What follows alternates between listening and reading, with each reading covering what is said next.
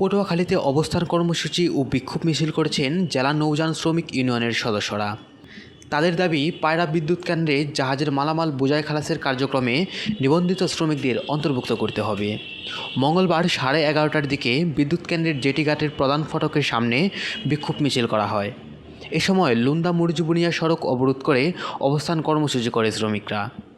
দুপুর 3টা পর্যন্ত সেখানে অবস্থানের পর কলাপাড়া থানা পুলিশের মধ্যস্থতায় সাময়িকভাবে আন্দোলন স্থগিত করেন তারা।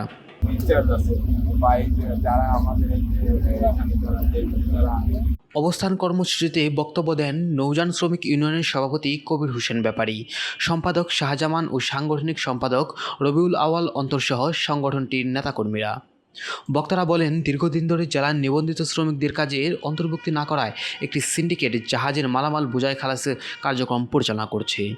আমরা বারবার নিবন্ধিত শ্রমিকদের অন্তর্ভুক্তির আবেদন জানালেও তা মানা হচ্ছে না। সবশেষে শ্রমিক ইউনিয়নের কাগজ কি কয়েকবার তাদেরকে দেখানো হয়েছে, তারা কিন্তু আসলে আসছে, কিন্তু যারা ঘাট খায় তাদের চাপে কি এই কাগজটা কি অ্যালাউ করে নাই। সর্বশেষে আজকে কি উপরস্থ কর্মকর্তা আসছে, লিগাল যদি হয় কাগজ আমাদের, তাহলে শ্রমিক ইউনিয়ন কাজ করবে, যদি লিগাল না হয় তাহলে কি আমরা এই জায়গাতে চলে যাব। সংগঠনে আছি, আর আমাদের সর্বপ্রথম নৌ মন্ত্রণালয় থেকে চিঠি দেওয়ার পরে আমরা বিসিবিসিল ওই চিঠি নিয়ে আসি। পায়রা কর্তৃপক্ষ একটা চিঠি করে আজিজুর রহমান স্যার ট্রাফিক বিভাগের, তারপরে ডিডি স্যারে আমরা যখন জেটিতে আসি 23 সালে, তখন একদিন এই জেটি বন্ধ রাখে। ডিডি স্যারে আমাদের সাথে কথা বলছে ফোনে, তারপর ওসি স্যারে আসছে কলাপাড়ার, এই জায়গার পিডি স্যারে ছিল। পিডি স্যারে বলছে যে এই চিঠি না দিয়ে যদি বিসিবিসিএলের নামে চিঠি করে তো তোমাদের কাজ দেবো, ওটা একটা যে কোনো কাগজে লিখে দিলেও হবে। তারপর দ্বিতীয়বার আমরা পুর চেয়ারম্যান স্যারের সাথে বৈশা আর একটা চিঠি করাই অতিরিক্ত সচিব আতিকুর রহমান স্যার ট্রাফিক বিভাগ। তো ওই চিঠি করানোর পর নিয়ে আসার পরে ডিসি স্যারও আমাদের পারমিশন দিয়েছে কাজের জন্য। তারপর এদের কাছে নিয়ে আসছি, এরা বললো যে কাজটা আপনাদের এই সপ্তাহে বুঝাই দিচ্ছে। এভাবে বহুতবার বলার পরও তারা কাজ বুঝাই দিচ্ছে না, কিন্তু তারা অবৈধ সিন্ডিকেট দ্বারা কাজ করতে আসে। আমার প্রশ্ন হইল বাংলাদেশের জনগণের কাছে, প্লাস এই মন্ত্রী মহোদয়, পায়রা অথরিটি, তাদের কাছে, যে আমাদের 3-4টে চিঠি করার পরে এরা যে কাজ দিচ্ছে না, আমরা শ্রমিক না খাইয়া অনাহারে ভুগছি, যে আমাদের ফ্যামিলি নিঃস্ব হয়ে গেছে। আমরা প্রতিটা মানুষ এনজিওর সাথে জড়িত, আমরা এই 5-7 বছর কাজ পাচ্ছি না, আমরা ভ্যাট ট্যাক্স দিচ্ছি।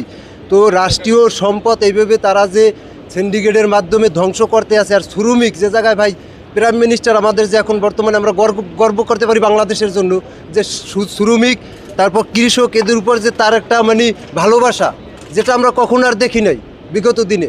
তো এই জায়গাটা থেকে ওই সংসদ ভবন থেকে বের হয়ে আসলি কিছু দালাল, কিছু সিন্ডিকেট, এরা এই ভারসাম্য রক্ষা না করে এদের আরও উল্টা সরকারের বিরোধিতা করে এই যে এত বড় একটা প্ল্যান্টে কেন অবৈধ শ্রমিক থাকবে। পটুয়াখালী নৌযান শ্রমিক ইউনিয়ন মূলত এটা শ্রম মন্ত্রণালয় থেকে লাইসেন্স প্রাপ্ত। আমাদের কাজ হচ্ছে যে বোঝাই এবং খালাস, অর্থাৎ এই কয়লা পায়রা তাপবিদ্যুতের যে কয়লা বোঝাই হবে এবং খালাস হবে, সেই বোঝাই খালাস আমাদের শ্রমিকদের মাধ্যমে করতে হবে। বিগত দিনে পায়রা বন্দরের সাথে পায়রা তাপবিদ্যুতের বেশ কয়েকবার মিটিং হয়েছে, আমাদের কাজ বুঝিয়ে দেওয়ার জন্য আমাদের চিঠি আছে, আমাদের কাগজপত্র আছে। আমরা বারবার বলেছি যে আমরা কোনো প্রকার বিশৃঙ্খলা চাই না, আমরা এখানে শান্তি শৃঙ্খলভাবে বসছি এবং কর্তৃপক্ষের সাথে কথা বলে তাদের আমাদের পেপার সাবমিট করবো। তারা যদি আমাদের কাজ না দেয়, সেক্ষেত্রে আমরা আমাদের কর্মসূচি এটার থেকে আরও কীভাবে অন্যদিকে এর থেকে ভালো কী কর্মসূচি দেওয়া যায় সেটা আমরা এখান থেকেই সিদ্ধান্ত নিব। এর পাশাপাশি এইখানের যে শ্রমিকদের ন্যায্য মূল্য যেটা দেওয়ার কথা সেটা দেয় না। এর বিগত হাসিনার আমল থেকেই শুরু করে এ পর্যন্ত তারা বিভিন্ন সিন্ডিকেটের মাধ্যমে এই বন্দর এই যে জেটি কার্ড সেটা তারা চালাচ্ছে। আজ আমাদের এই কর্মসূচি শ্রমিকদের ন্যায্য দাবি না মানলে আরও কঠোর কর্মসূচি দেওয়ার কথাও জানান বক্তারা। নিউজ ডেস্ক, আপন দেশ।